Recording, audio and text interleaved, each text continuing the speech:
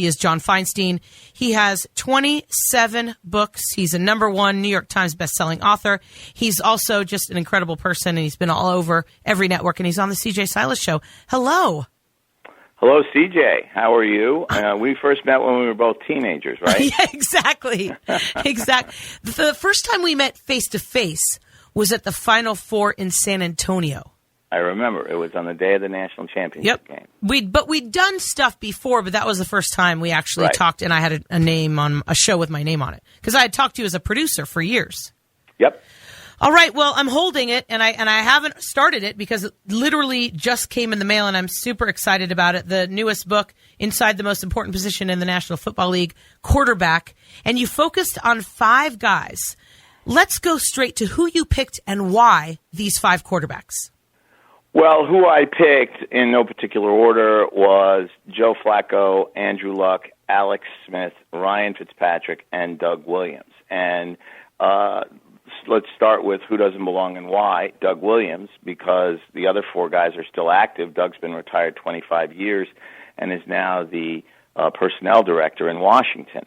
But I wanted Doug to be part of the book because I felt I needed a strong African-American voice. And by that, I mean not someone who was necessarily going to have to be politically correct, as in someone who's still active and has to deal with coaches and general managers and fans, really. And I've known Doug, to date myself, since he was a rookie in Tampa 40 years ago.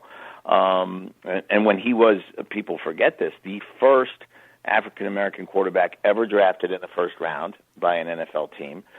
Joe Gibbs was very much behind that selection. He was an assistant in Tampa at the time. And then, of course, he went on under Joe Gibbs in Washington to become the first African-American quarterback to start and win a Super Bowl game and be the MVP while he was at it. And Doug is one of the brightest and most honest guys I've known in sports through the years. So I knew he would bring to the table what I was looking for because, like it or not, even now, 40 years after Doug was drafted, it's still different to be an African-American quarterback than it is to be a white quarterback for a whole bunch of reasons that we get into in the book. The other 4, like Doug, their common trait was they're very smart.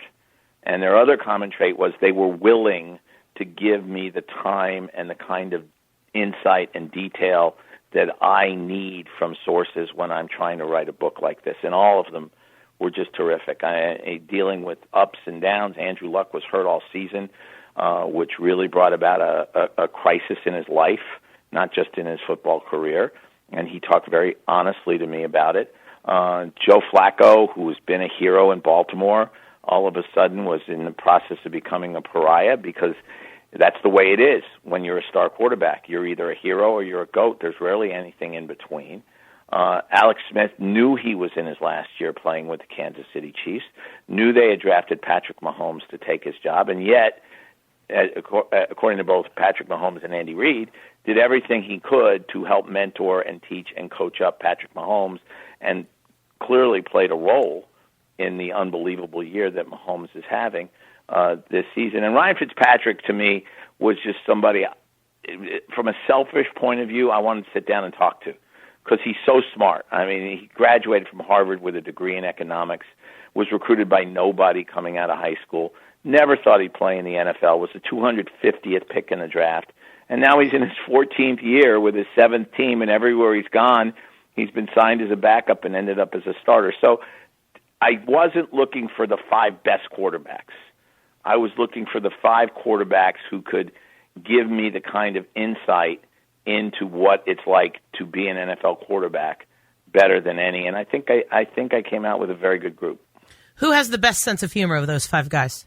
Oh, that's a good question because they all have good senses of humor. I'd have to go Fitzpatrick. I mean, this is a guy who proposed to his wife in a McDonald's. And I don't know if you remember after week 2 when he was playing so well this season, when he showed up wearing one of his wide receivers' clothes. I'm blocking on who it was. But with the chains and the open shirt and looking like a guy who was going to, I don't know, walk into a biker bar or something. And somebody said to him, what of that is yours? And he said, the chest hair. So he's a very quick, funny guy. But they all had good senses of humor. CJ, you know from firsthand experience, you got to have a sense of humor to deal with me. Right? Years and years and years and years and years.